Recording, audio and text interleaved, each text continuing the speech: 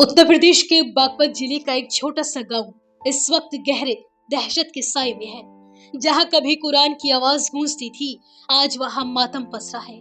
दीवारें खामोश हैं, लेकिन हर कोना गवाही दे रहा है कि कैसे दो नाफरमान छात्रों ने अपने उस्ताद की पूरी दुनिया उजाड़ दी।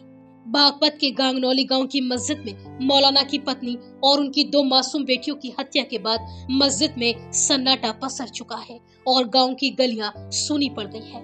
कभी हर सुबह यहाँ की गलियों में कुरान की तिलावत गूंजती थी। नमाज के बाद बच्चे मुफ्ती इब्राहिम से कुरान पढ़ने के लिए आते थे। वही कमरे में अब सन्नाटा पसरा है, क्योंकि वहाँ से 3 लाशें मिली थी।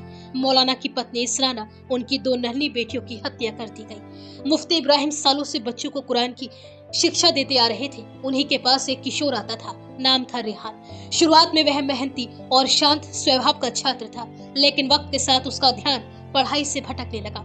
मुफ्ती इब्राहिम ने उसे कई बार समझाने की कोशिश की, कभी प्यार से, कभी सख्ती से।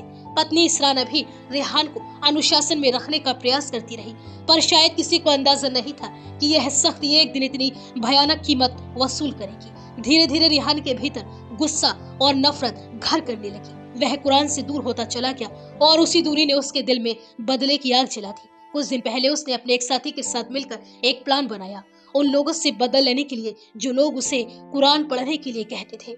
उन्होंने उसे बार बार डांटा और सुधरने के लिए भी कहा था।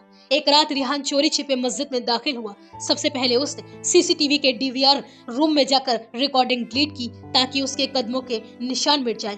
और उसके बाद वह दिन में उस कमरे में गया जहां मौलाना की पत्नी अपनी बेटियों के साथ चैन की नींद सोई हुई थी।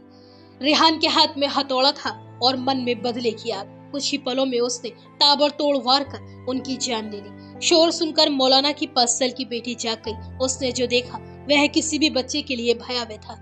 वह मदद के लिए चिल्लाई, भागने की कोशिश की, लेकिन छात्रों ने उसे भी मौत के घाट उतार दिया। सबसे छोटी बच्ची भी उनकी हैवानियत का शिकार बन गई। कुछ ही मिनटों में 3 मासूम जिंदगियां बुझ गई। जब मौलाना देवबंद से वापस घर लौटे तो उनके घर की रौनक सदा के लिए खत्म हो चुकी थी।